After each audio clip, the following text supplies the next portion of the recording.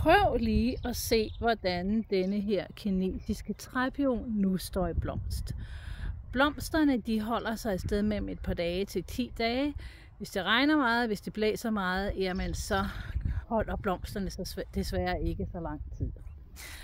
Og det er den her kinesiske træpion, som stod i haven her på Lille Krunnet, som jeg overtog. Og det er en træpion, som min mor fik flyttet med over.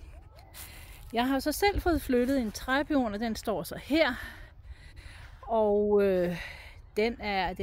bladene ser ikke helt så godt ud, og blomsterknopperne er der. Så jeg tænker lidt, at der har været for tørt et forår og vinter, så jeg er begyndt at give den noget vand, i håb om, at den retter sig. Men det var bare en lille hilsen her med den blomstrende træpion. Vi ses en anden god gang.